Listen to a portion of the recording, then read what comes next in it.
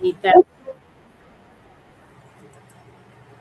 ए, Gita secret जो course का आज लास्ट डे है, छठा दिन है।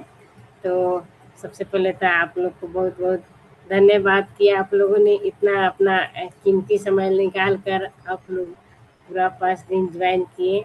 तो इसके लिए आप लोग को बहुत बहुत धन्यवाद। और आज आज का क्लास थोड़ा सा हम लोग पहले रिपीट कर लेते हैं, ठीक है।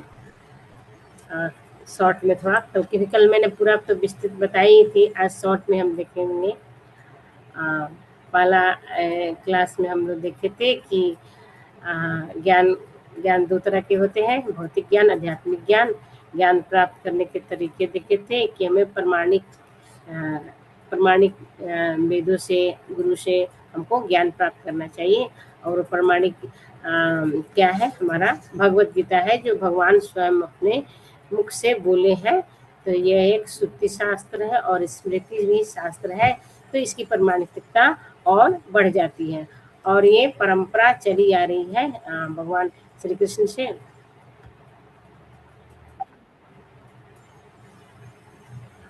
चली आ रही है परंपरा। और ये भगवान ये भगवत गीता का ज्ञान आज से 5000 वर्ष पहले भगवान श्री कृष्ण ने बोला था। और वो अभी भी सभी लोग उसको पढ़ रहे हैं, उससे ज्ञान प्राप्त कर रहे हैं। और भगवत गीता क्या है, हमारे जीवन का एक मैनुअल की तरह है। हमारे जिंदगी में जो भी समस्याएं होती है, हमको उसका समाधान भगवत गीता में मिलता है। तो हमको अपने जीवन में भगवत गीता का उपयोग करना चाहिए, उसको पढ़ना चाहिए। और फिर हम देखे थे कि भगवत गीता के जो सब्जेक्ट क्या है, तो भगवत गीता के 5 सब्जेक्ट है, 5 विषय है। जीव, जगत, जगदीश्वर, काल और कर्म। तो ये पहले दिन हम लोगों ने इतना इंट्रोडक्शन देखा था।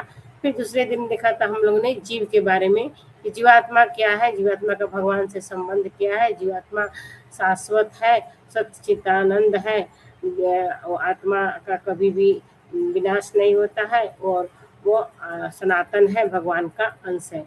जब जीवात्मा अलग है, शरीर अलग है। हम शरीर नहीं, आत्मा है। शरीर नश्वर होता है, इसमें परिवर्तन होता है। 6 प्रकार के जो परिवर्तन होता है हमारे शरीर में होता है। तो ये हमने देखा था सेकेंड क्लास में जीवात्मा के बारे में। और उसके बाद में हम लोग उसके बारे में देखे थे कि भगवान की शक्तियों के बारे में, भौतिक प्रकृति भगवान की जो शक्ति है, जगत के बारे में देखा था। जीव हो गया, अब जगत और काल देखा था हम लोगों ने थर्ड पिछले सेशन में हम लोग देखा था। तो भगवान की 3 शक्तियां हैं, बहिरंगा शक्ति, आध्यात्मिक शक्ति और तटस्थ शक्ति। तो बहिरंगा शक्ति ये भौतिक जगत से जिसका निर्माण होता है उसे बहिरंगा शक्ति कहते हैं, जो 3 प्रकार के गुणों से प्रभावित होता है, सतोगुण, रजोगुण और तमोगुण। और दूसरी है ये आध्यात्मिक शक्ति, जिसे अंतरंगा शक्ति भी कहते हैं, जिससे भगवान के आध्यात्मिक जगत का निर्माण होता है। और तीसरी शक्ति है तटस्थ शक्ति, जो जीवात्मा है, वो उसकी स्थिति बीच में है। आध्यात्मिक जगत और भौतिक जगत के बीच में जीव की स्थिति है। तो उसको चॉइस करना है कि उसको कहाँ जाना है, इस भौतिक जगत में रहना है या आध्यात्मिक जगत में जाना है। तो और भगवान बोलते हैं कि ये जो मेरे भौतिक प्रकृति है, भौतिक शक्ति है, ये महामाया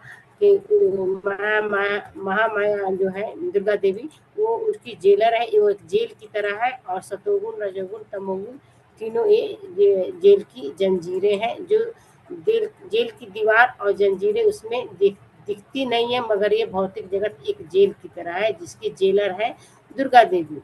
तो भगवान बोल रहे हैं कि ये भौतिक जगत को पार करना बहुत ही कठिन है।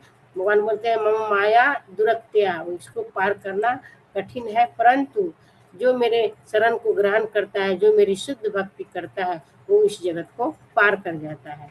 तो ये हमने देखा था कि भगवान की प्रकृति भौतिक जगत तीनों शक्तियों के बारे में। और फिर काल देखा था कि काल भगवान बोलते हैं कि मैं काल हूँ, और काल समय का पर ये जितनी भी सृष्टि है, भौतिक प्रकृति की जितनी भी सृष्टि है, सबका प्रलय होता है, फिर से सृजन होता है और फिर से उसका प्रलय होता है, और ये तीनंतर चक्र चलता है।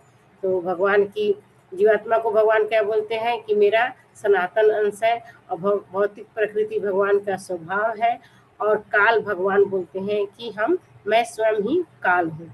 तो ये हो गया। और फिर हम लोगों ने कल क्या देखा था भगवान के बारे में कि भगवान कौन है।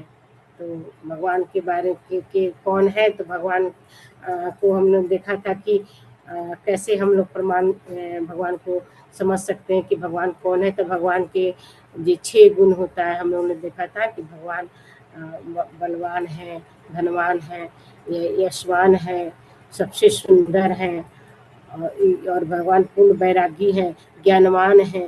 तो ये 6 गुण हम लोगों ने भगवान के गुण देखे थे। जिनके में ये 6 गुण होते हैं उनको हम भगवान बोलते हैं, और सब बहुत सारे हम लोग देखा था। तो और आज का टॉपिक क्या है, तो भगवान सॉरी मैं बीच में एक तो भूल ही गई कर्म के सिद्धांत देखते थे हम लोग। उसके बाद प्रकृति और काल के बाद हमने कर्म का सिद्धांत देखा था कि कर्म किससे कहते हैं कि कर्म 3 प्रकार के होते हैं।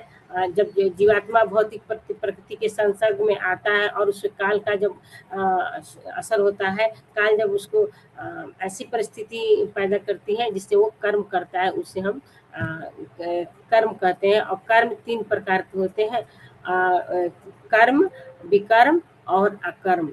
तो कर्म को हम लोग जो परिभाषा था कि जो शास्त्रों में जो के अनुसार जो कार्य करते हैं, जो पुण्य कार्य करते हैं उसको कर्म कहते हैं। और जो शास्त्र के विरुद्ध जो कार्य करते हैं, जो शास्त्र में माना किया गया है, जो उसके विरुद्ध जो कार्य करते हैं, जिसे पाप कर्म को भी विकर्म को पाप कर्म भी कहते हैं।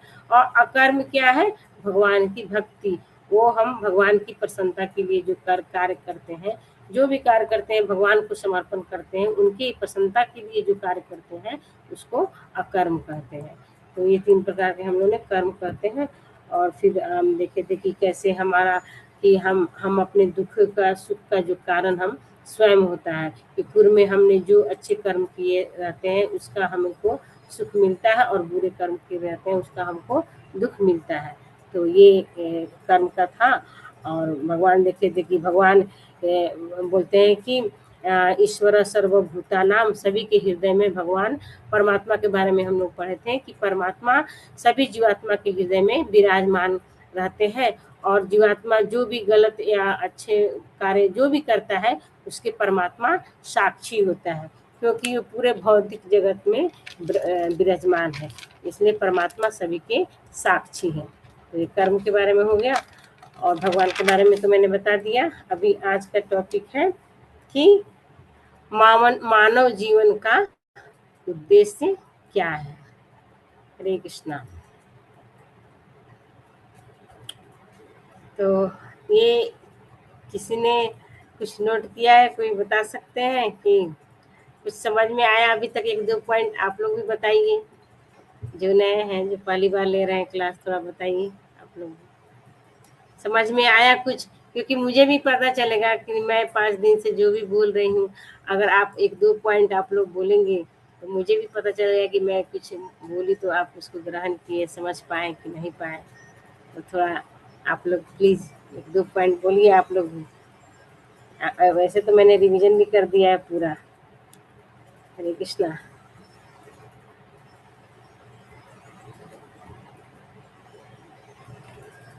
हरे कृष्णा। ओके, सुन रहे हैं कि नहीं सब लोग? पूरा एकदम शांति है भाई, क्या बात है आज। प्लीज। ओके।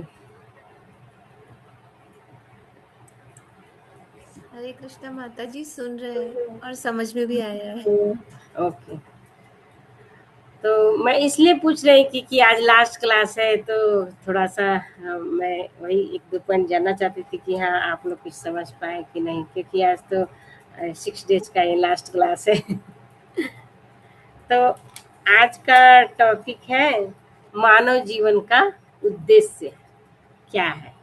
तो सबसे इम्पोर्टेंट है कि इतना सब जानने के बाद में अब हम भगवान के बारे में जान गए, भगवान की शक्तियों के बारे में जान गए, काल के बारे में जान गए, कर्म चक्र के बारे में जान गए, कर्म के सिद्धांत के बारे में जान गए, सब कुछ हमको पता चल गया। तो अब इस मानव जीवन का उद्देश्य क्या है, हमको क्या करना है। तो आज का बहुत इम्पोर्टेंट सेशन है, तो प्लीज़ आप लोग ध्यान से सुनिए, और हो सके तो कुछ नोट कर सकते हैं तो कर सकिए कि हमारा उद्देश्य क्या है। अगर कोई नोट पेन ऐसा रखे हैं तो नोट कर सकते हैं। ओके माता जी, प्रीति माता जी पीपीटी शेयर कीजिए।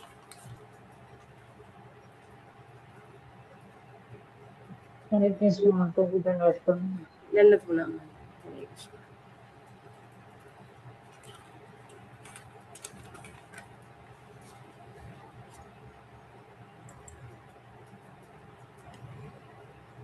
तो मानव जीवन का विशेष अधिकार, ओके, मानव जीवन का विशेष अधिकार। तो आज का टॉपिक यही है, ऊपर की माता हरे कृष्ण। तो आज की प्रेरणा और समर्पण श्री प्रभुपाद जी को जाता है। श्री कृष्ण की कृपा मूर्ति श्रीमद एसी वेदांत भक्ति वेदांत स्वामी श्री प्रभुपाद की जय। संस्थापकचार्य अंतर्राष्ट्रीय कृष्ण भावना महामित्र संघ है, जैसे उन्हीं की प्रेरणा से जो भी हम बोल रहे हैं, आज जो भी सीख रहे हैं, इनकी प्रेरणा से है। आज की क्लास का जो भी श्रेय है मैं उन्हीं को देती हूँ, उनके चरणों में कोटि कोटि प्रणाम करती हूँ। ओके माता जी, ऊपर की। तो आइए हम क्रम से चलते हैं, क्रम से चलते हैं। 4 कार्यकलाप जो मनुष्य और पशु में समान है, अंतर क्या है। 4 कार्यकलाप जो पशु और मनुष्य में समान है, तो फिर अंतर क्या है दोनों में।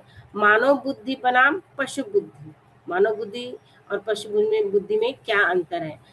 क्या हम एक सार्थक जीवन जी रहे हैं, बुद्धि के लक्षण क्या है, 3 प्रकार की जो समस्याएं हैं वो क्या है, और 2 तरह के समाधान है। देखिए समस्या 3 है और समाधान बस 2 ही है, तो आपको चॉइस करना है, चूज करना है कि दोनों। तो इजी है ना, 3 रहता समाधान, तो चुनने में हमको तकलीफ मतलब समझ में नहीं आता, लेकिन 2 ही समस्या का समाधान है। तो हम आगे देखेंगे कि क्या है समाधान, 3 प्रकार की समस्या और 2 प्रकार के समाधान क्या है, हम आगे देखेंगे। ऊपर कीजिए मतलब पीपीटी। ओके, आप सभी के लिए एक कार्य, तो प्लीज आप लोग सब ध्यान से सुनिए। आप लोग के लिए एक कार्य है, आप लोग को बताना है अपने नोट पैड में या कहीं भी 4 अलग अलग जीवित प्रजातियों को नोट करें जिनमें कुछ विशिष्ट योग्यताएं होती हैं। जैसे एक एग्जाम्पल यहाँ पर दिया हुआ है, तो 3 और आपको एग्जाम्पल बताना है कि ऐसे 3 कौन से प्रजाति हैं, मतलब उसमें पशु पक्षी कोई भी आ सकते हैं, 84 लाख हैं, बहुत सारे हैं उसमें जीव। किसी भी जीव में स्पेशल मतलब क्या ऐसा चीज है जो उनको विशिष्ट मतलब विशेष है, जो हमारे मानव जीवन से भी उसको मतलब अलग बनाता है, विशेष है। तो प्लीज आप बताइए किसी पशु का या पक्षी का कौन कौन से हैं। एक तो यहाँ पर उदाहरण दिया हुआ है कि चील, चील तीव्र नेत्र दृष्टि, चील की बोलते हैं ना, चील की तरह उसकी नजरें हैं, ऐसे चील बोलते हैं ना, गिद्ध की तरह, उसको गिद्ध भी बोलते हैं हम लोग, गिद्ध की नजरें हैं। तो बताइए 3 और जानवर का बताना है आपको। उल्लू जो रात में देख सकता है, कुत्ता जो अच्छे से सुन सकता है, यस यस माता जी, वो बिल्ली हाँ में देख सकती है, हाँ हाँ बिल्ली की भी देख उल्लू, रात में। माता जी उल्लू से भी श्रेष्ठ बाज हो गया ना, उसके यहाँ तीव्र दृष्टि की बात हो रही है। तो उल्लू तो केवल रात ही में देख सकता है ना, दिन में वो नहीं देख सकता। देख सकता, दिन में नहीं देखता। हाँ, तो इसलिए यहाँ पर चील का एग्जाम्पल दिया गया है। और आपने बिल्ली एक लेकिन बिल्कुल रात में भी देख सकती है, दिन में भी। हाँ, एक आपने जो एग्जाम्पल दिया कुत्ते का माता जी, वो बहुत सही दिया आपने कि कुत्ते की सूंघने की शक्ति है ना, बहुत तीव्र होती है, वो मानव से भी ज्यादा होती है। तभी तो हमारे क्राइम ब्रांच में जब मुझे पकड़ना रहता है, मुजरिम को पकड़ना रहता है जो, तो उसको कुत्ते को छोड़ा जाता है कि वो सूंघ के बता देता है कि हाँ अपराधी कहाँ गया है, कैसे गया है। तो आप एकदम सही बताइए, और गेस कीजिए। एक तो हो जैसे गया। जानवर जंगल में हिरन है, ऐसे जानवर हैं, वो लोग के कान बहुत तेज होते हैं, वो हाँ दूर से सुन लेते हैं शिकारी को, अब भाग हाँ जाते हैं। हाँ चीता अपनी चाल के लिए प्रसिद्ध होता हाँ, है। वेरी गुड, बहुत अच्छा तेज माता होता जी। है। हाँ, बहुत अच्छा बताएं आप। चीता, चीता बोलते हैं ना, चीते की तरह चाल है उसकी। चीता हाँ बहुत तेज, मतलब इंसानों से भी तेज है ज्यादा, मतलब कुछ इंद्रियों के मामले में ये जानवर हमसे भी श्रेष्ठ है। ठीक है। तो एक कुत्ता हो गया, सूंघने की शक्ति उसको बहुत ज्यादा होती है। एक चील की नजरें हैं, बहुत तेज होती है। और एक आपने बताया अभी चीता। तो और भी है, जैसे एक है गया, आपको मैं बताती हूँ। बोलते हैं ना, क्या बोलते हैं, हाथी। हाथी की तरह खाता है, बोलते हैं ना, बहुत ज्यादा भोजन करता है हाथी। तो ये हो गया, हाथी की तरह खाता है। हाथी खाता बहुत है, ऊंट पानी बहुत सारा पी सकता है, बाकी कोई नहीं पी सकता उतना ज्यादा। हाँ हाँ, तो कुछ ही इंद्रियों के मामले में जानवर इतना हमसे भी श्रेष्ठ है, मतलब आगे निकल गए हैं। तो आगे हम लोग देखते हैं कि ये इसका रीजन क्या है, हम लोग क्यों ऐसा पूछ रहे हैं। माता जी ऊपर की स्लाइड आज का बहुत इंटरेस्टिंग है, आप लोग देखिए। और ऊपर कीजिए, हाँ, और बस। अब आपने जानवरों को तो देख लिया, ठीक है, कि किस चीज इंद्रियों में तेज होते हैं। अब यहाँ पर आ गया कि चार गतिविधियां, चार ऐसी जो क्रिया है, जो गतिविधि है, क्रिया भी उसको बोल सकते हैं, कि सोचिए आप, जो मनुष्य और जानवरों में समान होती है। गेस अम, कीजिए। चार गतिविधियां, खाना और हाँ सोना। हाँ। सोते भी है, सभी को सोने की जरूरत है, सभी को यस। आश्रय की तलाश होती है कि हम रहेंगे कहाँ पे, मतलब एक सुरक्षित आश्रय की तलाश करते हैं। और सभी लोग अपने अपने वंश को आगे बढ़ा रहे हैं, सभी जानवरों के यस, भी बच्चे होते हैं और मनुष्यों के भी। बहुत बहुत अच्छा, माता ने जी ने बहुत अच्छा आंसर दिया है। तीन तो बिल्कुल भी सही है इसमें, ये भोजन, भोजन और सोना, और एक बोली की वंश वृद्धि, मतलब ये है। आगे के स्लाइड में देखेंगे, आपने बहुत सही पकड़ा है एकदम। आप माता जी ध्यान से सुन रहे हैं एकदम। सांस लेना सबसे अ, महत्वपूर्ण एक क्रिया है हाँ जो सब। हाँ माता जी, वो तो जीवन में, मतलब सांस तो जीव, जो भी जितने भी जीवित प्राणी है, तो सांस तो उसको, बिना सांस के तो कोई जिंदा रह नहीं सकता है। ठीक है। आगे के स्लाइड में देखते हैं वो क्या है। चार, माता जी ने तो तीन बता ही दिया। ऊपर कीजिए माता जी स्लाइड, देखिए पिक्चर यहाँ पर देखिए आप लोग। जैसे हाँ, माता जी ने बताया ना, आहार, भोजन, तो एक तो आगे सही बताया। निद्रा एकदम सही बताइए, सोने।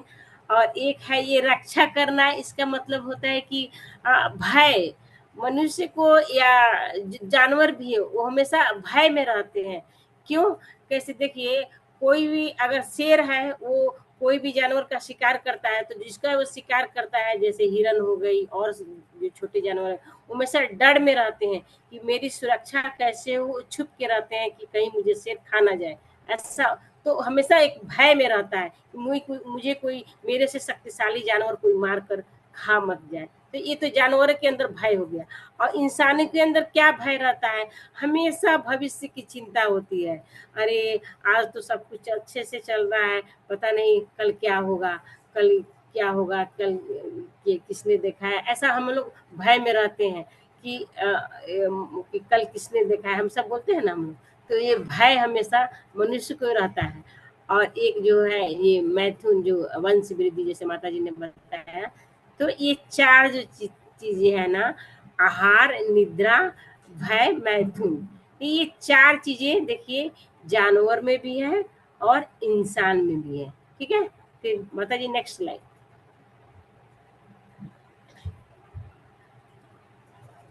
तो क्या अंतर है हम जानवर में और मनुष्य में, क्या अंतर है? ठीक है। तो इसको हम लोग ऊपर देखेंगे स्लाइड, माता जी ऊपर की। हाँ, तो वही आज जो हम लोगों ने पहले देखा, बताया, आप लोगों ने जो नाम सही बताया, कि क्या यह विवेक बुद्धि है? यहाँ तक कि जानवरों में भी खाने, सोने आदि चार आदतों में तर्क संगत शक्ति और बुद्धि होती है। वास्तव में जानवर इंसानों से बेहतर है। जैसे देखने के मामले में है ना, चील हमसे तेज है, बोलते हैं ना, चील, चील की तरह नजरें हैं उसकी, हमसे भी इंद्रियों में तेज है उसकी आंखें। और सूंघना कुत्ते के, जो मैंने अभी बताया। भोजन हाथी जो ज्यादा भोजन करता है। और प्रजनन मच्छर, मच्छर सबसे ज्यादा अपना संख्या बढ़ाता है। देखिए एक मच्छर कितने सारे अंडे दे देते हैं। आजकल तो हम लोग डेंगू जो होता है ना, हम लोग बोलते हैं कि डेंगू मच्छर के काटने से होता है। वो साफ पानी में अपने अंडे दे देता है। मैं भी कभी कभी क्या करती हूँ ना, वो जो मनी प्लांट का जो ग्लास में हम रखते हैं ना, मनी प्लांट को पानी में रखते हैं। एक हफ्ते के बाद उसको देखेंगे ना माता जी, उसमें इतने सारे उसमें बच्चे चलने लगते हैं मच्छर के। इतना तेजी से वो प्रजनन की क्षमता ज्यादा होती है। तो ये इस मामले में ये जानवर हमसे भी, इंसानों से भी तेज है। ठीक है, आगे के लिए माता जी स्लाइड।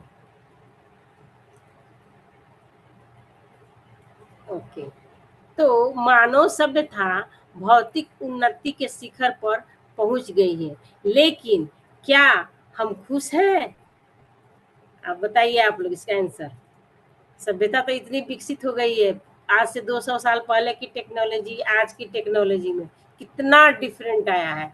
लेकिन बताइए कि इससे क्या मानव खुश है, पहले से ज्यादा खुश है कि पहले से ज्यादा दुखी है? पहले पहले से से ज्यादा ज्यादा दुखी, पहले से हाँ ज्यादा ये, दुखी है। हाँ, तो टेक्नोलॉजी तो बढ़ी है, ठीक है, परंतु क्या हुआ है कि सुख नहीं हुआ है। ज्ञान तो बढ़ा है, परंतु उसके साथ क्या हुआ है, दुख भी बढ़ा है।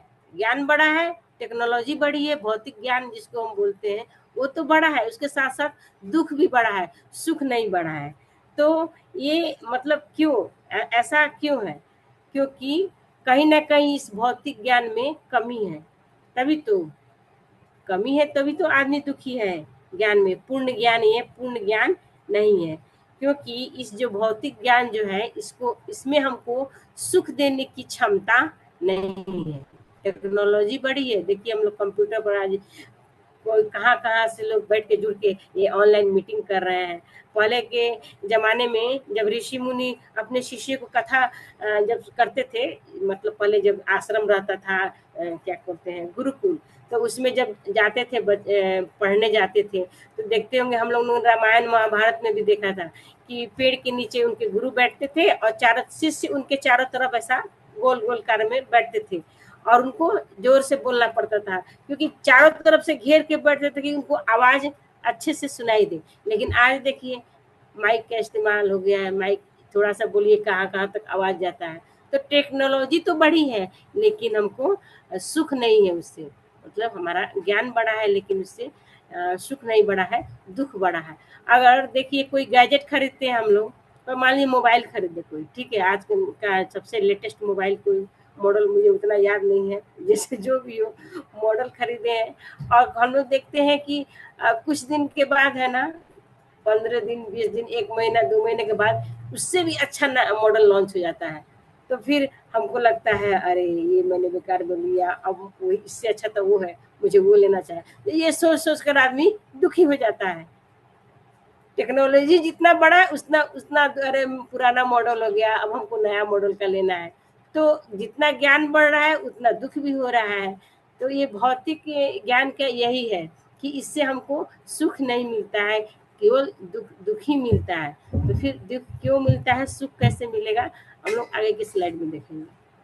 माता जी ऊपर की स्लाइड तो देखिए, क्या हम एक अर्थपूर्ण जीवन जी रहे हैं, असंतुष्ट चिंता से भरे हुए हैं, तनावग्रस्त हैं, डिप्रेशन है और केवल दुखी है। तो हम लोग इस जो भौतिक जो टेक्नोलॉजी जो भी बढ़ी है, जो भी, तो उससे हम असंतुष्ट ही होते हैं, क्योंकि जो चीज़ हमारे पास आ जाती है तो फिर उससे भी जब नया आ जाता है तो लगता है हमको वो चाहिए, तो उससे हमारी असंतुष्टि होने लगते हैं हम लोग। तो फिर उससे हमको चिंता होती है, फिर तनाव होता है, फिर डिप्रेशन होने लगता है। और आदमी जब ये देखता है कि अरे ये बहुत दुखी हो गया, तो क्योंकि हम पशु परिष्कृत पशु जीवन जी रहे हैं, क्योंकि हम एक पशु की भांति जी रहे हैं। जो ऊपर के हमने स्लाइड में देखा ना कि 4 जो क्रिया है जो पशु करते हैं और मनुष्य दोनों में है, आहार निद्रा भय मैथुन, ये 4 चीजें पशु भी कर रहे हैं और 4 चीजें ये हम भी कर रहे हैं, तो फिर हम में और पशु में क्या अंतर है बोलिए। अगर अगर यही चीज मान लीजिए कि अच्छा एक चीज मैं यहाँ पर थोड़ा सा एक्सप्लेन करती हूँ उसके बाद में। माता जी आगे का स्लाइड क्या है देखिए तो थोड़ा। ओके ठीक है, रहने दीजिए माता, ये यहाँ ऊपर नीचे ही रखिए, नीचे नीचे।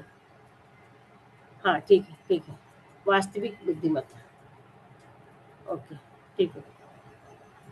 तो वास्तविक बुद्धिमत्ता क्या है? आध्यात्मिक बुद्धिमत्ता। सार्थक जीवन का अर्थ क्या है? यह जानना मैं कौन हूँ, ईश्वर कौन है, मेरा उससे संबंध क्या है। तो थोड़ा यहाँ पर हम लोग एक्सप्लेन करते हैं, एक मिनट। जैसे हम लोग ऊपर जो स्लाइड में जब हम लोग देखा कि ये 4 चीजें हैं ना, वो पशु भी करते हैं और मनुष्य भी करते हैं। तो क्या चीज है जो मनुष्य को उनसे अलग करती है? तो वो है जैसे धर्म किसे कहते हैं, इसके बारे में थोड़ा सा पहले जानते हैं हम, उसके बाद फिर हम आगे ये पीपीटी का मैं बताती हूँ कि धर्म किसे कहते हैं। इसके बारे में कोई बता सकते हैं? हरे कृष्ण। हरे कृष्ण।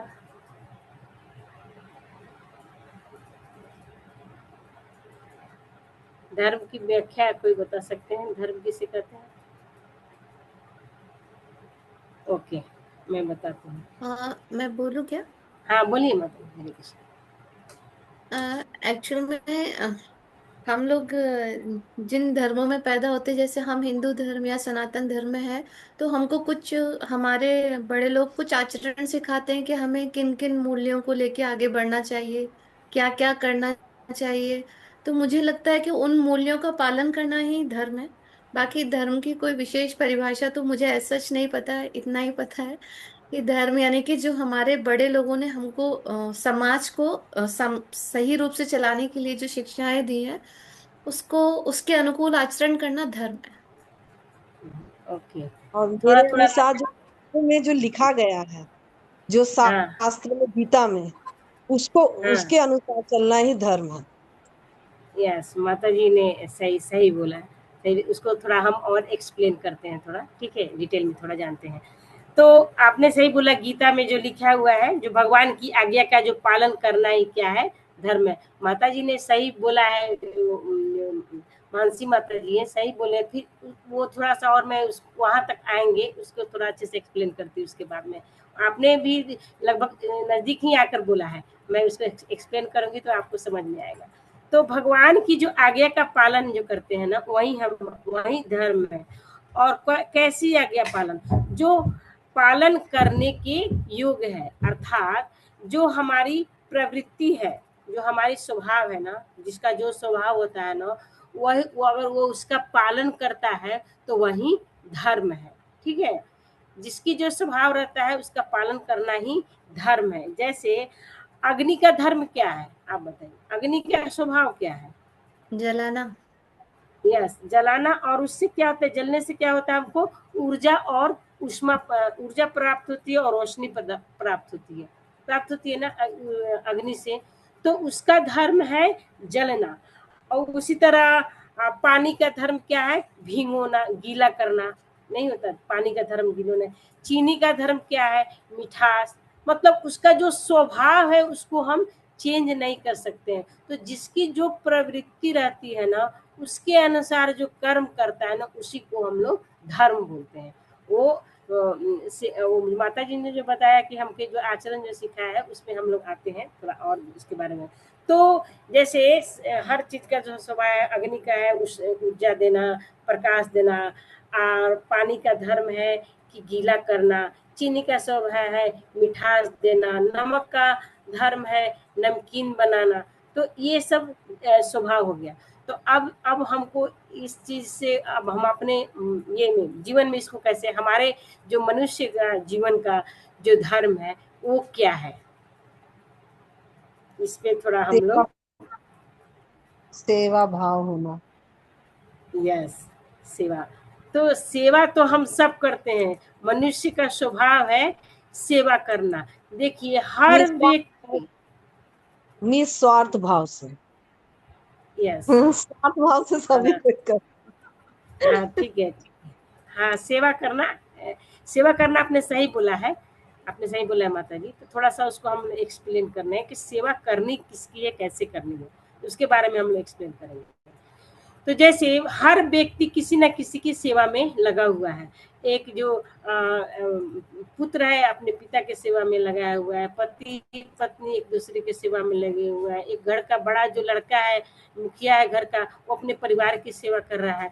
हर व्यक्ति किसी न किसी की सेवा में लग रहा है। अगर आपको लोग को कोई ऐसा एग्जाम्पल मिल जाए कि कोई व्यक्ति किसी की सेवा नहीं कर रहा है, तो प्लीज आप बताइए, कोई है कि जो एक किसी की सेवा नहीं कर रहा है, ऐसा एग्जाम्पल कोई? हरे कृष्णा।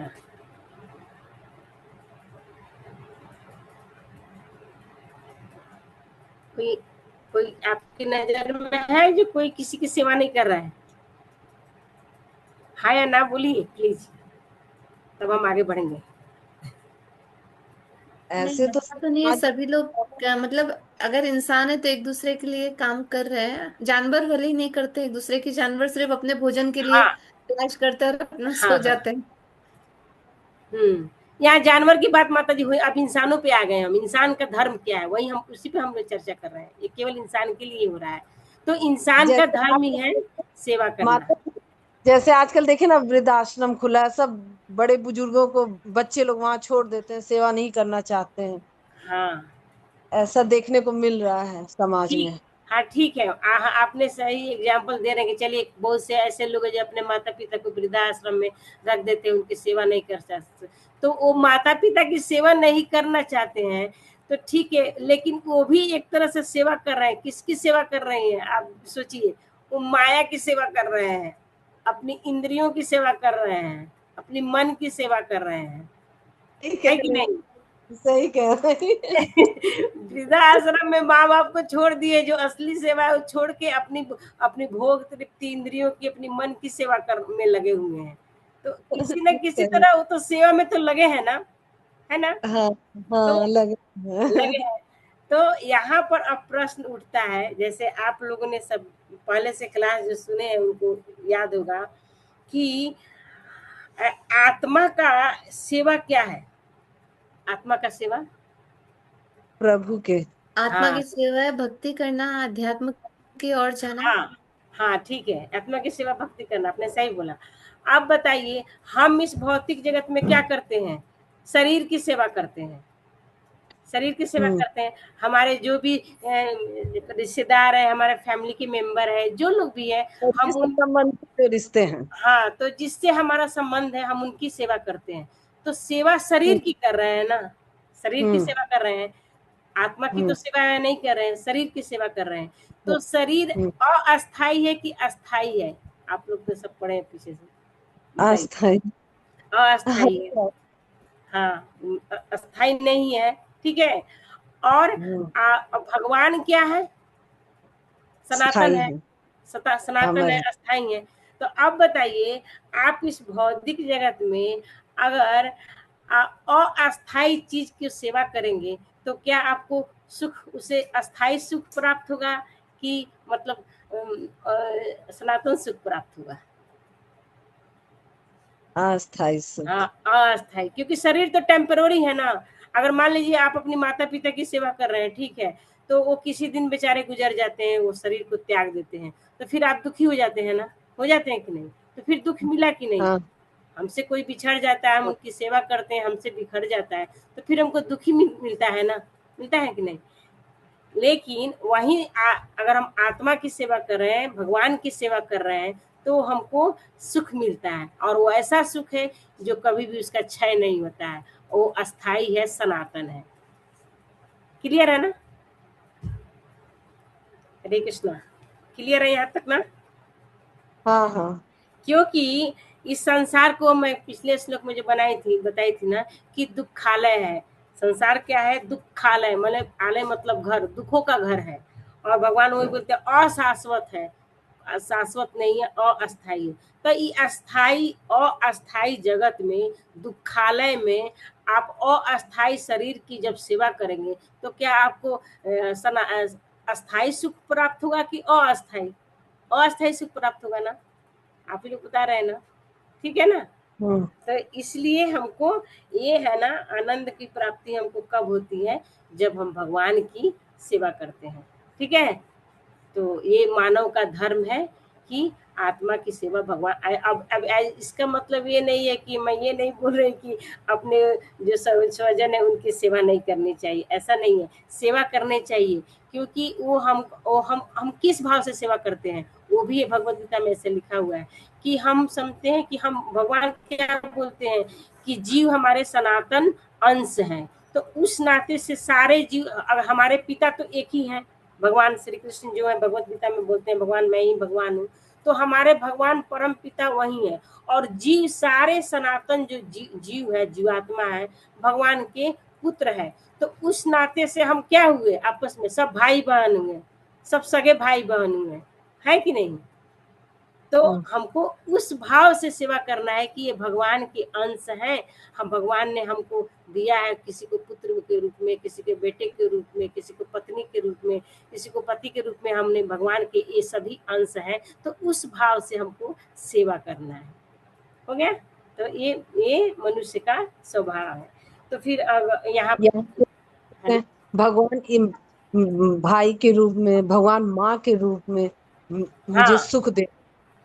हाँ तो वही भगवती, हाँ भगवान के अंश समझकर हम उनकी सेवा करना है, ठीक है। ठीक है। अब नेक्स्ट स्लाइड यहाँ पर हो गया है कि वास्तविक बुद्धिमत्ता, आध्यात्मिक बुद्धिमत्ता सार्थक जीवन का अर्थ है। मतलब नीचे ही वही करना है। हाँ बस। अब यहाँ पर देखिए, अब हमको ये जानना है कि मैं कौन हूँ,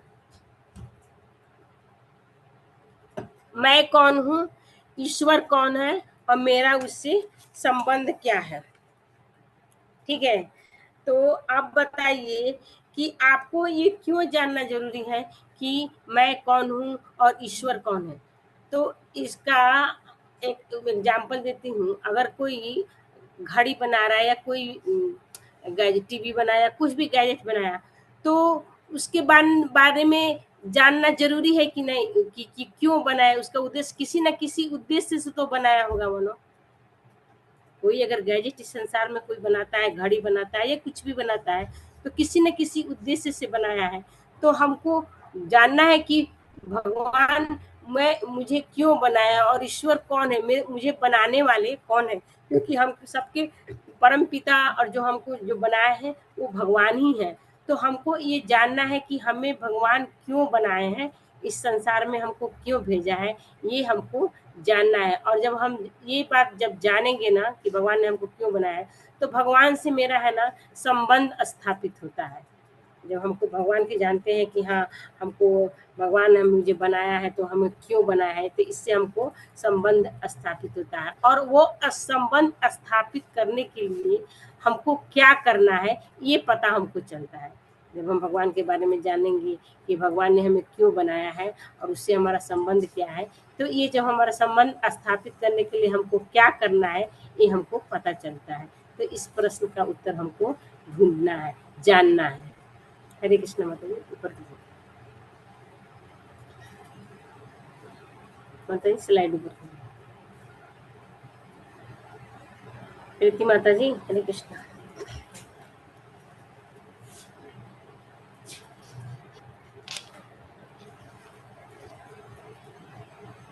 हरे कृष्ण प्रीति माता जी। माता जी कनेक्शन थोड़ा लूज होगा। हरे कृष्णा माता जी। हरे कृष्णा। कृष्णा।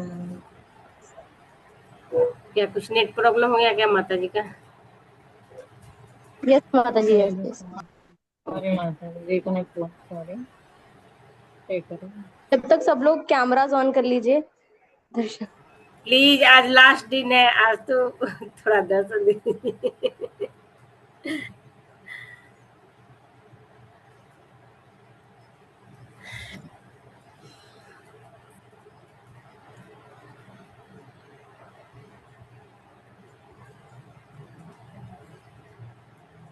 हरे कृष्णा।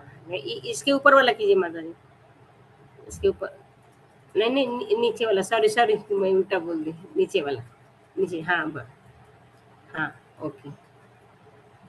तो मुख्य अंतर हम लोगों ने ये देखा है ना कि केवल खाने, सोने, संभोग और बचाव करने में के बारे में हम सोच सकते हैं। मन जानवर क्या सोचता है कि हमको क्या खाना कैसे मिलेगा, हमको वो अपने भोजन के बारे में चिंतित रहता है, और सोने के लिए भी सोता है, संभोग करता है, और इसके बारे में वो सोच सकता है जानवर। लेकिन मनुष्य डिफरेंट यहाँ पर बताया गया। अंतर क्या है कि मनुष्य जीवन और मृत्यु के बारे में जिज्ञासा कर सकता है, जबकि जानवर ये नहीं कर सकता है।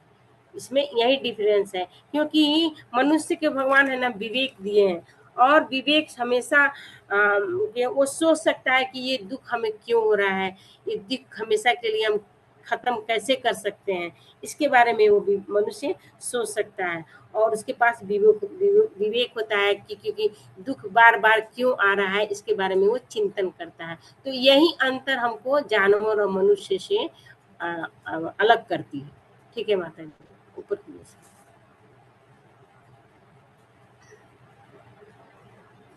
तो मानव जीवन की विशेषता के बारे में यहाँ पर लिखा गया कि मनुष्य अपनी तर्क शक्ति का विकास कर सकता है, यह पूछने के लिए कि मैं पीड़ित क्यों हूँ, इस जीवन के बाद मैं कहाँ जाऊंगा, मैं बूढ़ा क्यों हो जाता हूँ, मुझे रोग क्यों होते हैं, मुझे अस्थाई सुख कैसे मिल सकता है। तो इसको क्या बोलते हैं, ये जितने भी प्रश्न है ना जब मनुष्य के अंदर आता है ना, तो इसको हम लोग बोलते थे अथतो ब्रह्म जिज्ञासा, कि ब्रह्म की जिज्ञासा है कि हाँ भगवान के बारे में, अपने बारे में जानना चाहता है, उसको अथतो ब्रह्म जिज्ञासा बोलते हैं। ठीक है माता जी, ऊपर कीजिए स्लाइड।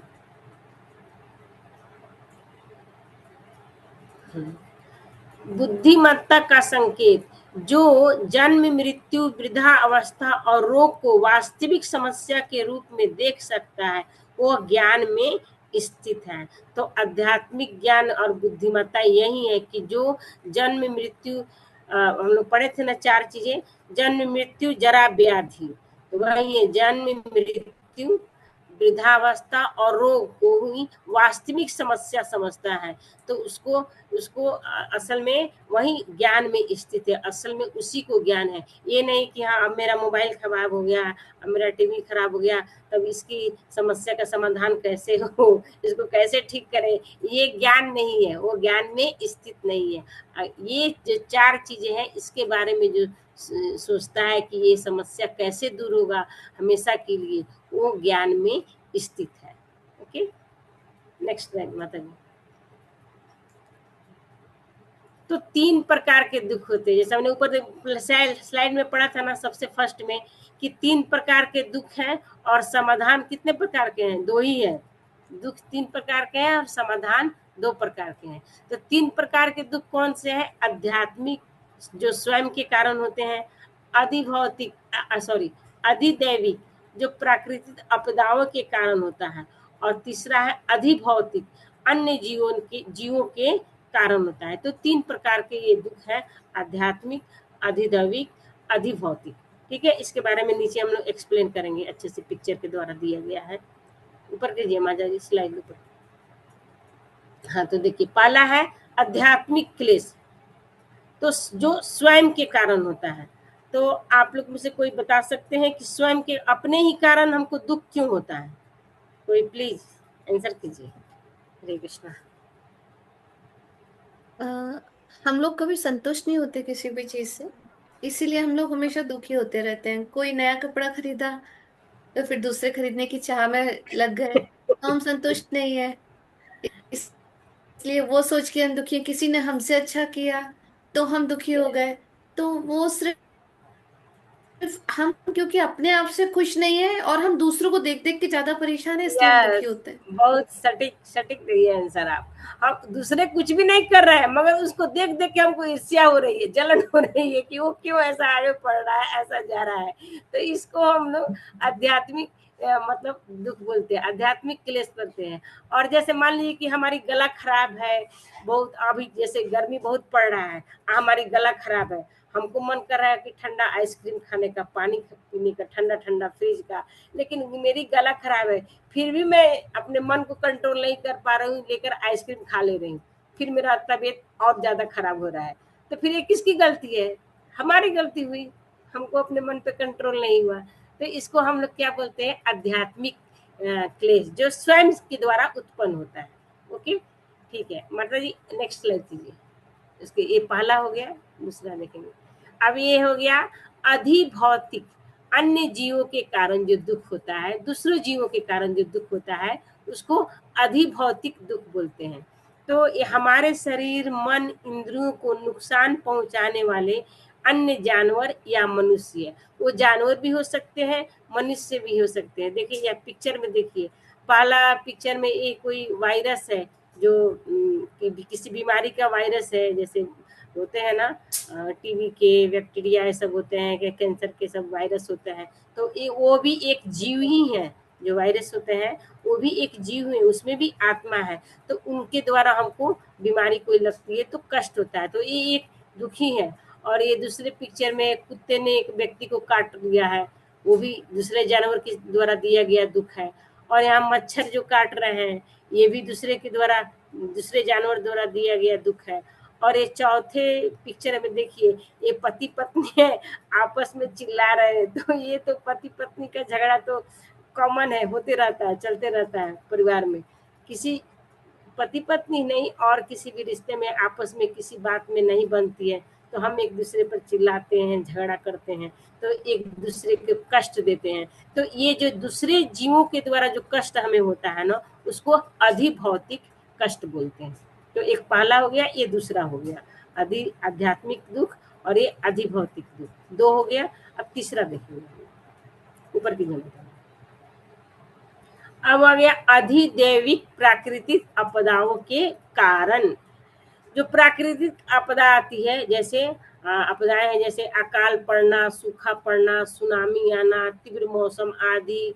तो ये तो सिंपल है, आप सब लोग समझ सकते हैं कि तूफान आना, हवा आना, सुनामी चढ़ना, बाढ़ आना, सूखा पड़ना, भयंकर गर्मी पड़ना, इससे जो दुख होता है उसको हम लोग अधिदैविक बोलते हैं। तो ये 3 प्रकार के दुख हो गए। ओके, ठीक है माता जी, ऊपर की स्लाइड। हाँ, तो अब समाधान क्या है इनका? समाधान जैसे हम लोगों ने पढ़ा था ऊपर की 3 प्रकार की समस्याएं, तो हमने देख लिया। अब समाधान सिर्फ 2 ही है इसका। पहला क्या है? अस्थाई, सतही समाधान, जिसको अस्थाई है। और दूसरा है अस्थाई, मूल कारण खोजें और हल करें। तो हम लोग को जैसे अधिकतर हम लेडीज लोग को आदत है, पता नहीं मुझे तो है कि बुखार हुआ, कुछ भी हुआ, हम लोग बस एक दवा लेकर खा लेते हैं, बस हो गया। बस उसके बाद में जहाँ दवा का असर खत्म हुआ, पेन किलर जो भी खाते हैं, बुखार आया पैरासीटामोल लेके खा लिए, जहाँ बुखार खत्म हुआ फिर 12 घंटा 6 घंटा 7 घंटा दवा का असर रहता है। जब दवा का असर जब खत्म होता है तो फिर से बुखार आ जाता है, तो फिर हम दवा खा लेते हैं। तो ऐसे उसका सॉल्यूशन ये अस्थाई है, परमानेंट नहीं है। परंतु अगर वही समस्या का समाधान, अगर हम किसी डॉक्टर के पास जाते हैं, जब डॉक्टर के पास जाते हैं तो डॉक्टर हमें पहले उसका कारण ढूंढता है कि क्यों, क्या कारण है, किस वजह से बुखार आती है।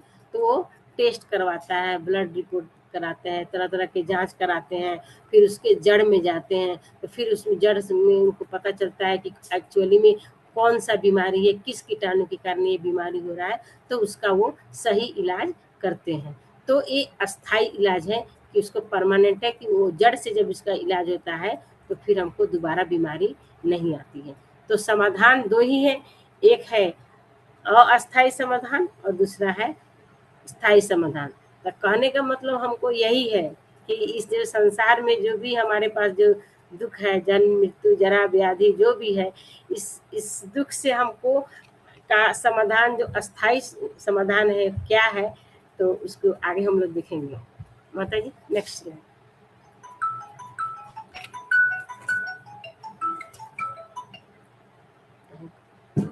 हाँ, तो जीवन की समस्याएं और समाधान 2 है। तो भौतिक क्या है? यहाँ पर देखिए कुछ समस्याएं हैं और भौतिक समाधान है। तो क्या ये समाधान सही है, आप लोग बताइए। ठीक है, जैसे है पहला है बुढ़ापा।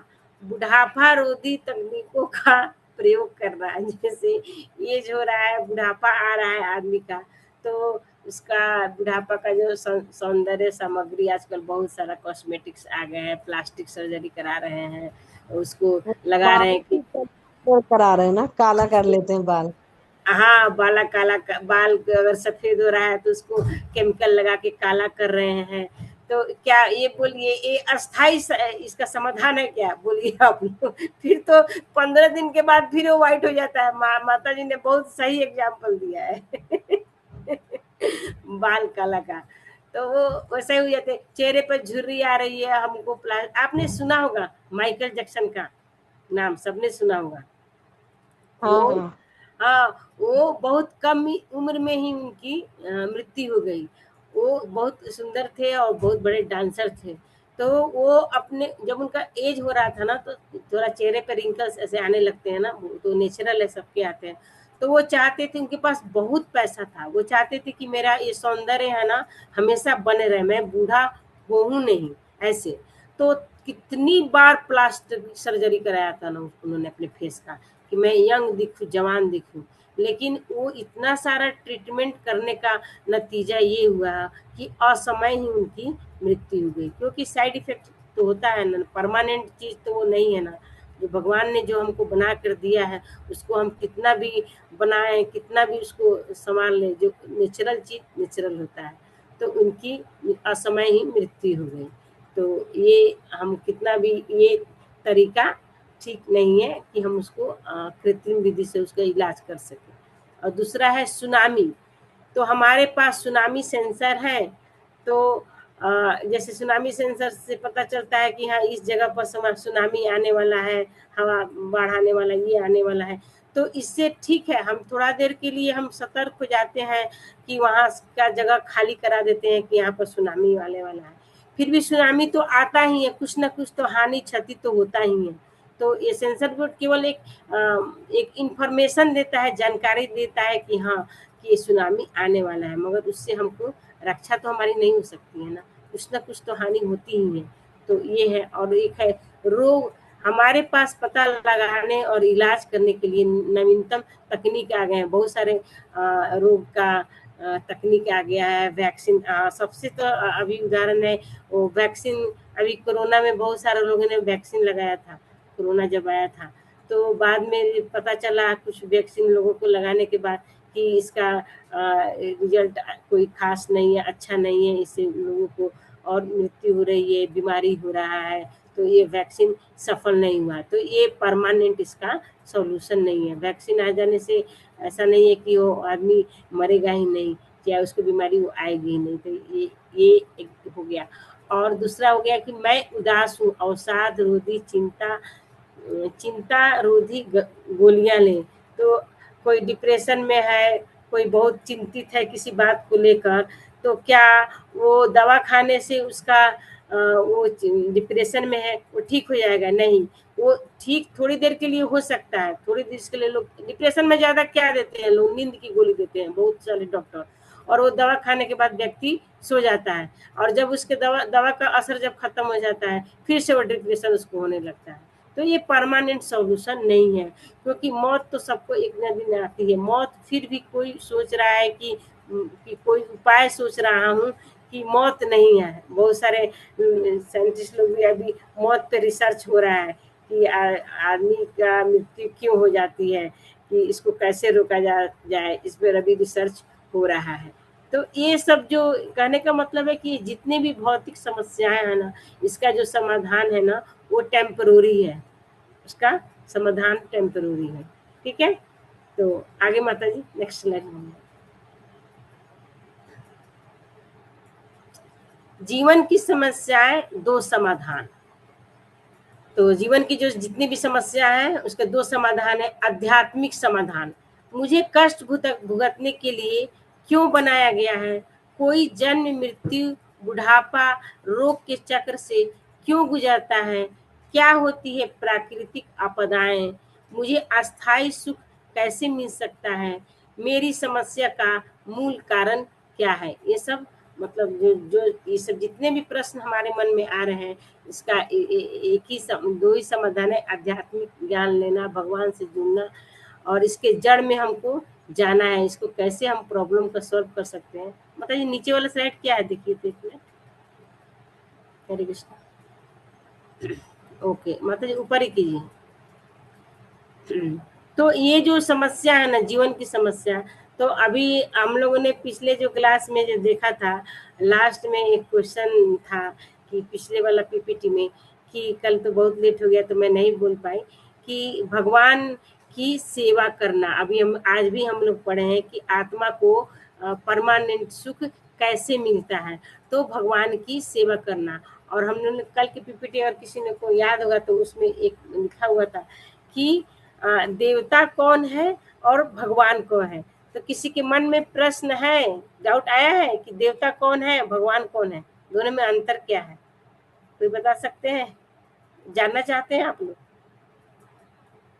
जी दीदी। ठीक है।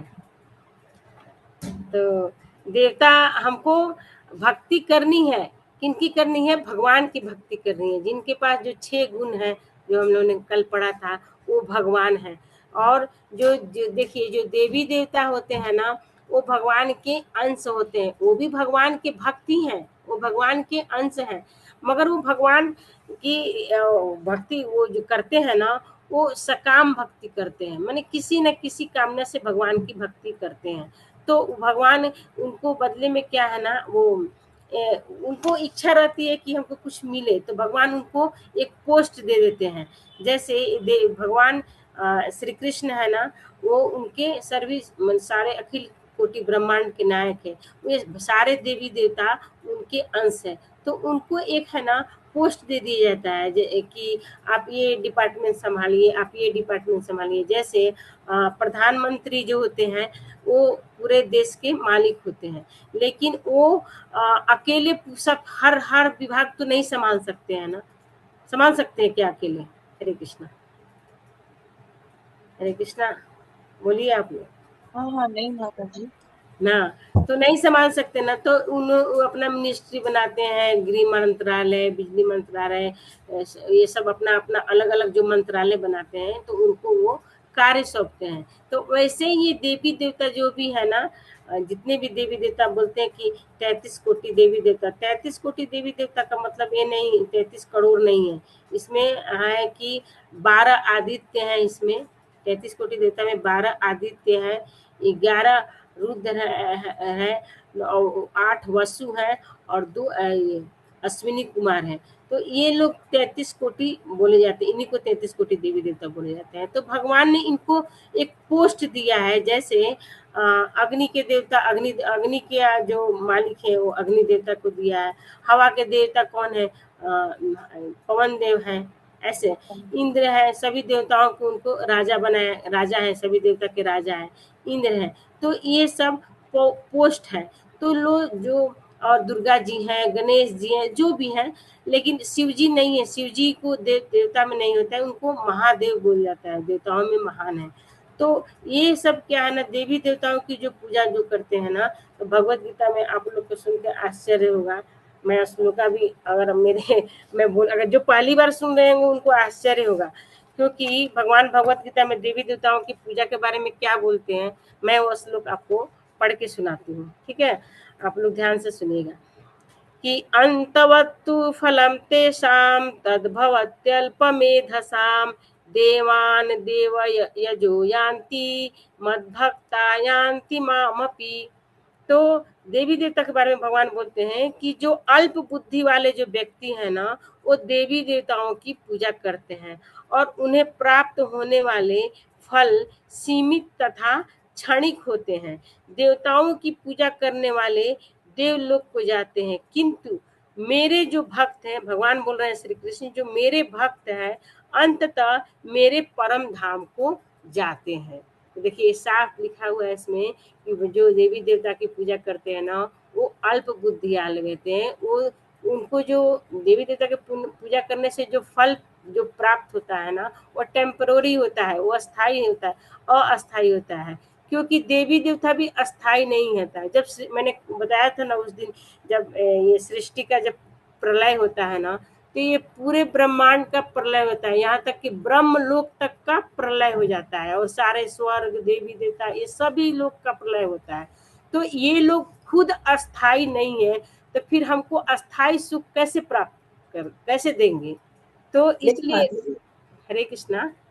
हरे कृष्ण माता जी, लेकिन सभी को अपनी अपनी कुल देवी कुल देवता जो है ना, फिर उनकी पूजा तो करनी ही पड़ती है ना माता जी। ठीक है, हाँ करिए, मैं ये नहीं बोलने कि नहीं करना है, करना, मैं उसके बारे में बताती हूँ माता जी, मैं बताऊँ, उस पे भी आऊंगी, बता रही हूँ।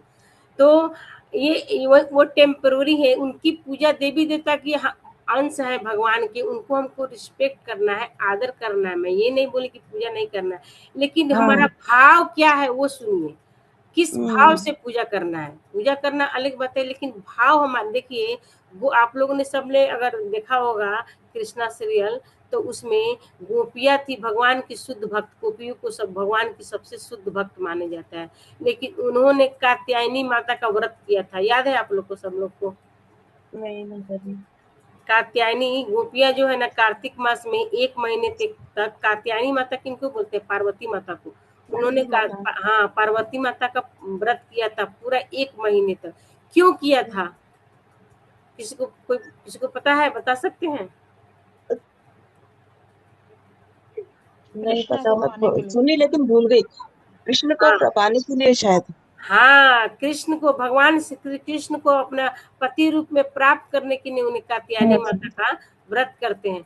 तो अगर देवी देवता की कोई पूजा कर भी रहे हैं ना, तो इस भाव से पूजा करना है कि वो मुझे भगवान की भक्ति दे, शुद्ध भक्ति दे, प्रदान करें, मैं कृष्ण भक्ति प्राप्त करें, इस भाव से पूजा करेंगे ना, तो ये गलत नहीं है। लेकिन अपने भौतिक सुख के लिए कि हमको ये अच्छा जॉब दिला दो, नौकरी दिला दो, घर दिला दो, गाड़ी दिला दो, जो भौतिक सुख के लिए जो ये भगवान देवी देवता की जो पूजा करते हैं जो लोग ना, ये अल्प बुद्धि, भगवान इनको अल्प बुद्धि बोलते हैं, इनको ज्ञान नहीं है, ये त्रुटिपूर्ण पूजा है।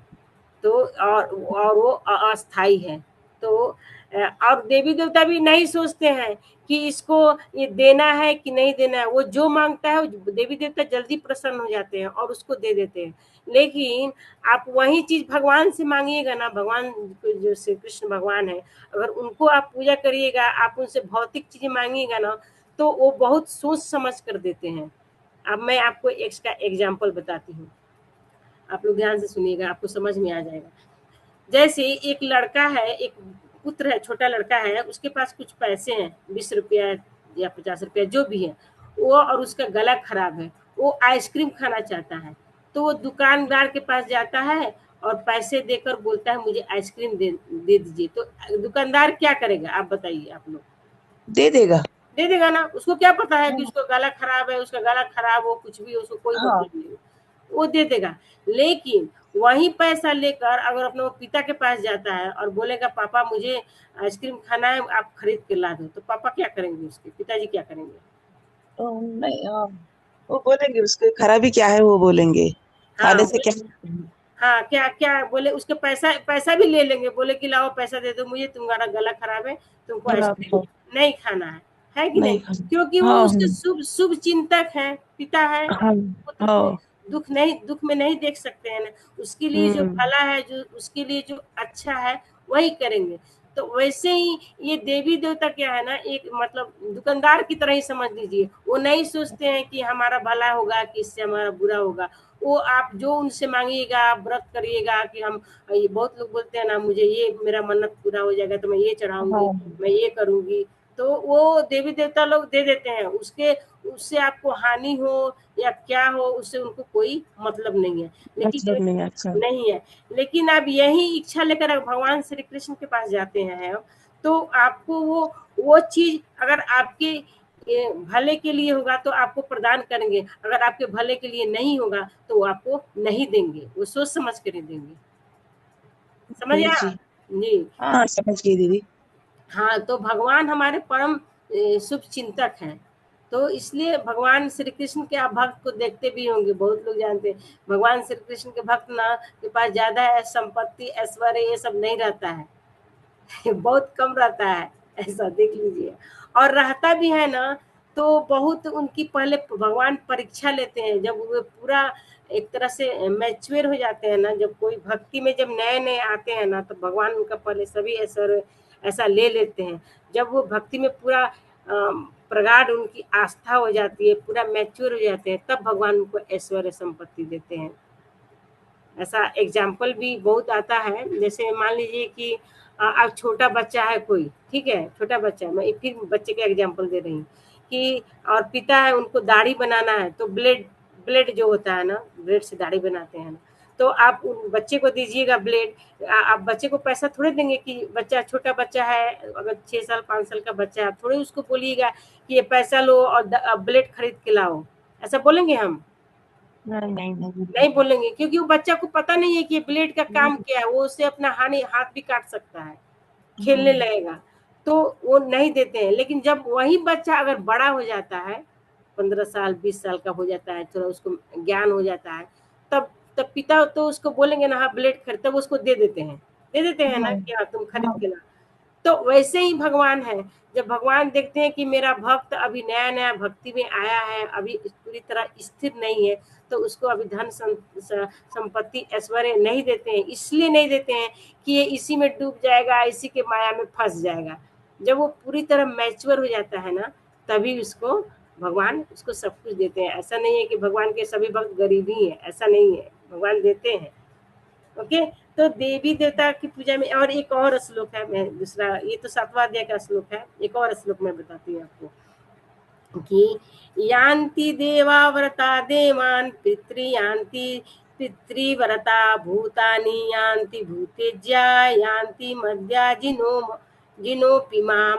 इसका अर्थ हुआ कि जो देवताओं की पूजा करते हैं वो देवताओं के बीच में जन्म लेते हैं, जो पितरों की पूजा करते हैं वो पितरों के पास जाते हैं, और जो भूत प्रेतों की उपासना करते हैं वे उन्हीं के बीच जन्म लेते हैं, और जो मेरी पूजा करते हैं वे मेरे साथ ही निवास करते हैं। तो देखिए एकदम क्लियर लिखा हुआ कि देवी देवता का जो पूजा करते हैं वो देवलोक को जाते हैं, जो पितरों की पूजा करते हैं वो पितृलोक को पढ़ते हैं।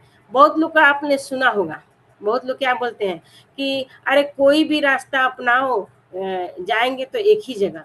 ऐसा सुना होगा आप लोगों ने? मैंने सुना है माता जी। सुना है ना? तो अब हाँ, तो ये बात तो यहाँ पर ये श्लोका में कट जा रहा है ना। भगवान तो यहाँ बोल रहे हैं कि देवता के करोगे तो देवता के पास जाओगे, पितरी का करोगे तो पितरी लोग जाओगे, और भूत प्रेत का पूजा करोगे तो भूत प्रेत बन जाओगे, और मेरी पूजा करोगे तो मेरी। तो सब रास्ता एक कैसे हुआ आप बताइए? नहीं हुआ ना। अगर आप प्लेटफॉर्म पर जा रहे हो, आपको जाना है कोलकाता, तो आप कोई सा भी ट्रेन में बैठ जाओगे क्या? नहीं, वो तो नहीं होता। जो कोलकाता जाएगी तो उसी में बैठेंगे ना।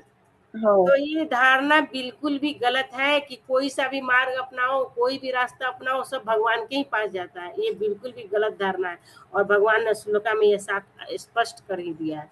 तो अगर हमको इस संसार के जो 4 जो दुख है, जन्म मृत्यु जरा व्याधि, इससे हमेशा के लिए परमानेंट, इससे हमको मुक्ति पाना है, इस भौतिक जगत में हमको फिर से वापस नहीं आना है, तो हमको केवल और केवल भगवान श्री कृष्ण की भक्ति करने में अनन्य भक्ति करनी है, और किसी देवी देवता की भक्ति नहीं करनी है। भक्ति में पूजा में अंतर है माता जी। भक्ति का मतलब पूर्ण समर्पण, और पूजा है गया कि थोड़ा उनको भी रिस्पेक्ट करते हैं, उनका अनादर। मैं ये नहीं बोलनी कि उनका अनादर करना है, उनके पास जाएंगे हम, उनको दंडवत प्रणाम करेंगे, क्योंकि वो भी भगवान के अंश हैं, और उनसे हम ये प्रार्थना करेंगे कि हे जो देवी देवता जो भी हैं, हमको भगवान श्री कृष्ण की भक्ति प्रदान करें। इस इच्छा से अगर जाते हैं तो देवी देवता आपकी इच्छा जरूर पूरा करते हैं, क्योंकि देवी देवता बहुत जल्दी प्रसन्न हो जाते हैं, लेकिन भगवान को प्रसन्न करना बहुत जल्दी प्रसन्न नहीं होते हैं। देवी देवता जल्दी प्रसन्न हो जाते हैं। तो देवी देवता के पास जाइए तो भगवान की भक्ति मांगिए। मैं ये नहीं बोलने की देवी देवता का पूजा ही गलत है, क्योंकि समर्पण आप माँ एक ही हो सकती है ना। पति पत्नी, किसी पत्नी का पति एक होता है कि 2 होता है? जी मैं सुनी नहीं माता जी। पत्नी का, अगर कोई पत्नी है उसका पति एक ही होता है कि 2 होता है? एक होता है माता जी। एक होता है ना।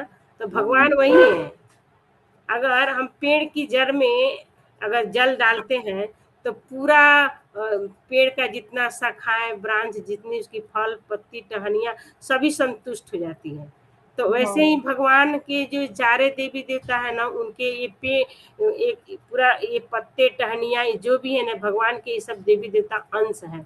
तो अगर हम जड़ में ही जल डाल देते हैं, जड़ कौन है? स्वयं भगवान श्री कृष्ण है। अगर हम जड़ में ही जल डालते हैं तो पूरा पत्तियां संतुष्ट हो जाती हैं, पूरे फल फूल सब उसमें आने लगते हैं। तो भक्ति, हमें भगवान श्री कृष्ण की ही भक्ति करना है। और वही कलयुग का एक ही युग धर्म है। और क्या है?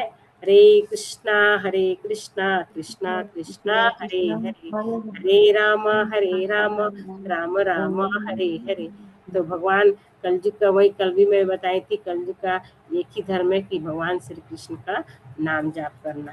तो हमारे आज का जो मानव जीवन का जो उद्देश्य क्या है, उस मैं आशा करती हूँ कि आप लोग को समझ में आ गया होगा कि 6 दिन से जो भी मैं क्लास ली हूँ, जो भी आज फाइनल था, आज जो भी उद्देश्य बताई हूँ, तो हो सकता है आप लोग को समझ में आया होगा। और जानने के लिए, और विस्तृत जानने के लिए आज प्लीज आप लोग भगवत गीता जरूर पढ़िए। प्रभुपाद जी का जो भगवत गीता है ना, उसमें इतने अच्छे से एक्सप्लेन किया हुआ है ना, हर श्लोका का तात्पर्य, पूरा तात्पर्य जब आप पढ़िएगा ना, इतना अच्छे अच्छे उसमें एग्जाम्पल प्रभुपाद जी दिए हैं। हम लोग जो भी बताते हैं उनके बुक से ही पढ़ते हैं, बहुत वो अच्छे से आपके पास मिलती क्या माता जी बुक? हाँ माता जी, आपको नहीं मिला अभी तक भगवत गीता चंद्रकला माता इधर जी? वो एरिया में गई माता जी, कोई दुकान नहीं मिला मेरे को उधर।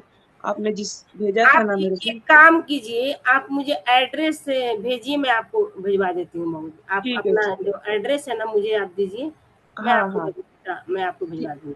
हिंदी ठीक है में है। माता जी। हाँ, तो वो आप लोग जरूर पढ़िए। और भी बहुत सारे प्रश्न आपके मन में आते होंगे, तो जो सब एक एक प्रश्न का आपको भगवत गीता में इसका आंसर वो मिलेगा। आपने पहले श्लोक का कौन सा बोला था माता जी, देवी देवताओं का? हाँ, वही 7.23 है। 7 पॉइंट, अंतमस्तु फलम तेषां तद्भवत्यल्पमेधसां देवान् देवयजो यान्ति मद्भक्ता यान्ति मामपि। इसका मीनिंग भी दूसरा सातवां अध्याय माता जी। हाँ, 7वां अध्याय का 23वां श्लोक है। और ये 30 हाँ 23 23 ओके। हाँ हाँ 7.23 आप नोट कर सकते हैं, आप खोज सकते हो। अंतुवंतु अंतुवंतु फलन्ते शाम। हाँ हाँ, हाँ अंतवंत फलम तेषाम। और दूसरा मैंने 9वें अध्याय का 25 श्लोक है, जो देवी देवता की पूजा करते हैं वो देवलोक को जाते हैं, जो पितरों की पूजा करते हैं वो पितृलोक को जाते हैं। तो ये मैंने दोनों श्लोक भगवत गीता से ही लिया है। तो प्लीज आप लोग जो, और बहुत सारे भगवत गीता में बहुत सारे चीज दिए गए हैं, तो प्लीज आप लोग पढ़िए और भी जुड़े रहिए आगे। जब हमारा सेशन कैसे होगा फिर आपको हम बताएंगे। ऊपर कीजिए तो माता जी, और स्लाइड है क्या नीचे? तो हरे कृष्णा, धन्यवाद। आज 6 दिन के लिए आप लोगों ने इतना अपना कीमती समय मुझे दिया, तो बहुत बहुत आप सबको धन्यवाद। और आप लोग को जो भी मन में क्वेश्चन है, डाउट्स है, आज मेरे प्रभु जी भी हैं, हमारे जो शिक्षा गुरु है वो भी है, तो आप लोग पूछ सकते हैं। ठीक है, तो प्लीज आप लोग वीडियो ऑन कीजिए। आज का क्लास जो भी है, मेरे अपने प्रभुपाद जी को, अपने शिक्षा गुरु सभी के चरणों में समर्पित करती हूँ। तो मेरे से जो भी गलती हुई है, जो भी मैंने बोलने में एग्जाम्पल में जो भी मेरे से अगर गलती हुई, त्रुटि हुई, आपको हृदय को चोट पहुंचा है, तो मुझे क्षमा कीजिएगा। अगर जो भी आपको अच्छा लगा हो, वो मेरे गुरुजनों को और मेरे श्री प्रभुपाद जी को उसका सारा श्रेय मैं उनको देती हूँ। हरे कृष्णा। हरे कृष्ण ममता माता जी, प्रणाम।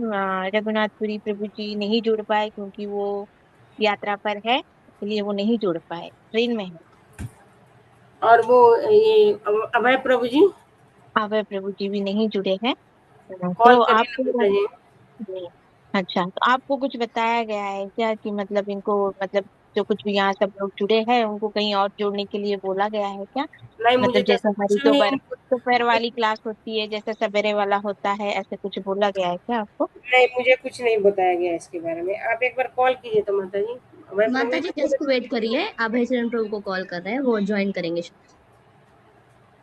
हाँ, प्लीज आप लोग जुड़े रहिए। आप लोग को कुछ भी डाउट है पूछ सकते हैं। तो जो लोग थोड़ा सा नए लोग हो, प्लीज एक बार अपना कैमरा ऑन कीजिए, मैं सबका थोड़ा दर्शन कर लूँ, क्योंकि आज लास्ट क्लास है। आप लोगों को कुछ भी डाउट है तो आप पूछिए प्लीज, क्योंकि मुझे भी लगेगा कि मैंने इतना सब कुछ बोला तो कुछ तो समझ आया कि नहीं आया आप लोग को, मानव जीवन का उद्देश्य क्या है। तो एक दो पॉइंट आप कोई बता सकते हैं कि हम मानव जीवन का उद्देश्य क्या है? अभी तो आज तुरंत क्लास सुना है आप लोगों ने, प्लीज। मानव जीवन का उद्देश्य है कि अपने आत्मिक सुख के लिए आत्मा को भोजन कराना है और भक्ति की ओर जाना है। यस यस थैंक यू माता जी। तो बहुत अच्छा सा पार्टिसिपेट किए शुरू से अंत तक, बहुत बहुत धन्यवाद माता जी आपका, बहुत अच्छा लगा आप जुड़े और अच्छे से मतलब पार्टिसिपेट भी किए प्रोग्राम में पूरा अपना। आपका भी बहुत बहुत धन्यवाद, आप लोगों ने मुझे बुलाया यहाँ पे, और मुझे आगे भी बता दीजिए कि कब कब आप लोग की क्लास रहती है। तो अगर मुझे फिजिबल होगा तो मैं जरूर ज्वाइन करूंगी, क्योंकि मैं भी थोड़े ऐसे परेशानी में रहती हूँ कि कभी कर पाती हूँ कभी नहीं कर पाती। बट इस बार ज्वाइन करने के लिए मैंने वो पूरे अपने कामों को थोड़ा पोस्टपोन किया है कि मैं इसे ज्वाइन कर पाऊँ। वही मैं पहले ही बोले कि आप लोगों ने इतना, विशेषकर आप तो इतना अपना कीमती समय निकाला, मुझे सब पता है आपके बारे में। कीमती समय मेरा नहीं है, मेरा समय अभी कीमती हो गया है ज्वाइन करके। अगर वो छोड़ देती तो वो बेकार हो जाता। तो हम लोग को भी ये प्रचार करने के लिए, सभी को, सब जीवात्मा को इस भौतिक जगत से मुक्त करने के लिए, प्रचार करने के लिए हम लोग को, हमारे शिक्षा गुरु ने हमको आदेश दिया है। तो हम तो यही चाहते हैं कि आप सब लोग भक्ति करें और सब इस आनंद में जो जीवन हमारा है, जो आध्यात्मिक जीवन है, उसको हम लोग प्राप्त करें, और सब कोई हंसी खुशी भगवान के अपने जो हमारा ओरिजिनल जो हमारा घर है, जो हमारा भगवत धाम है, वो हम वहाँ पर जा सकें। क्योंकि हम लोग मैंने कल भी बताया था कि इस भौतिक जगत के लिए हम बने ही नहीं। जैसे मछली का जो उदाहरण दिया था कि मछली को पानी से निकाल दिए तो जैसे छटपटाती रहती है, वैसे ही हमारा ये शरीर भौतिक जगत के लिए, हमारा आत्मा जीवात्मा ये भौतिक जगत का अंश नहीं है। भगवान बोल रहे ममई वांसो जीव लोके जीव भूत सनातना, जीव मेरा सनातन अंश है, मेरा धाम में वो हमेशा के लिए निवास करता है। हमने जो कुछ गलतियां किया है, हमने कुछ, हम क्या होता है ना, अब मैं थोड़ा सा यहाँ भी बता देती कि हमने क्या किया ना, कुछ मालिक बनने का कोशिश किया। हमारा अंश जो, हम जो भगवान के, हमारा जो सनातन में वहाँ वास था, हमने भगवान को देखा कि भगवान इतना मस्ती कर रहे हैं, उनका मालिक है, तो हम भी मालिक बनना चाहते थे, हम भी मालिक बनना चाहते थे। तो भगवान, हम क्यों आए हैं? तो हम ही उसके कारण है। हमको चाहिए था कि हमको भी मालिक बनना है भगवान की तरह। तो भगवान तो एक जगह तो दो मालिक तो नहीं रह सकते ना, मालिक तो एक ही होता है। तो फिर भगवान ने क्या किया, फिर लोग पहले तो वो समझाते हैं हमको कि वहां पर जाओगे तो बहुत कष्ट है, लेकिन हम नहीं मानते हैं, हमको जाना है, हमको मालिक बनना है। जैसे एग्जाम्पल, जैसे आपके ये छोटे बच्चे हैं कि छोटे बच्चे हैं और आपके लिए, आपसे जिद कर रहे हैं कि मुझे, उसको बुखार है और वो जिद कर रहा है कि मुझे आइसक्रीम खाना है, मुझे कोल्ड ड्रिंक्स पीना है। तो माँ बाप क्या करता है, मना करता है कि तुम मत पियो, तुमको ये हानि पहुंचेगा। लेकिन फिर भी वो जब बच्चा नहीं मानता है, रोने धोने पूरा लगता है, मुझे चाहिए ही आइसक्रीम, चाहिए ही आइसक्रीम। तो भगवान बोलते हैं कि लो बेटा लो, माँ बाप बोलते हैं लो बेटा जाओ खाओ, अब भुगतो। तो वैसे हमने ही किया था, हमको स्वतंत्रता चाहिए था, हम भगवान से अलग होना चाहते थे। तो हमको भगवान ने बोला कि ठीक है भाई तुम जाओ, अब तुमको अपना घर चाहिए। तो ये भौतिक जगत क्या है, जेल की तरह, हम लोगों ने पढ़े ही थे पिछले क्लास में, ये जेल की तरह हमको भगवान ने इस जेल में भेज दिया और 3 गुणों का असर हमारे ऊपर हो गया। और देखिए भगवान अगर भेजे भी है ना, तो फिर भी हमारे साथ कितना हमारे शुभचिंतक हैं कि भौतिक जगत में हमको भेज दिए, लेकिन वो भी साथ में आए हमारे, कैसे, परमात्मा के रूप में हमारे हृदय में विराजमान है। वो हमको, हमें हर पल हमारी निगरानी करते हैं कि मैंने तो इसको भेज दिया, पता नहीं क्या उल्टा सीधा करेगा वहां पर जाकर, तो चलो इसके पीछे रहना है, इसकी निगरानी करना है। तो हमको वो अंदर से हमको वो प्रेरणा देते हैं कि ये चीज गलत है, हमको ये नहीं करना है। लेकिन हम है कि इतना आसक्त हो जाते हैं इस भौतिक जीवन में आके कि उनकी बातों को हम इग्नोर कर देते हैं, नहीं सुनते हैं। तो ये हमारी ही गलती है। तो हमको इस भौतिक जगत से को छोड़ के, जो हमारा घर नहीं है, अपने भगवत धाम जाना है, अपने भगवान के पास जाना है, हमारे जो परम पिता परमेश्वर है, हमको उसमें उनके पास जाना है। तो हमारे प्रभु जी जुड़ गए, हमारे जो शिक्षा गुरु है हमारे चरण अद्वैत प्रभु जी। हरे कृष्णा प्रभु जी, दंडवत प्रणाम। प्रभु दंडवत प्रणाम। तो वो आज लास्ट क्लास है प्रभु जी, प्लीज आप कुछ बोलिए। हरि बोल। मैं एक्चुअली म्यूट कर दिया था आपको, मैं प्रभु को पूछ रहा था कि वो ज्वाइन कर सकते हैं, लेकिन वो नहीं, वो अभी पहुंचे ही हैं। अच्छा अभी मतलब रास्ते में है, स्टेशन से निकले हैं और रास्ते में है, तो वो ज्वाइन नहीं कर पाएंगे। तो अच्छा है, क्या है कि आपका क्लास हो गया हुआ है, मैं रिकॉर्डिंग यस बंद यस, हाँ हो गया, ऑफ कर दो।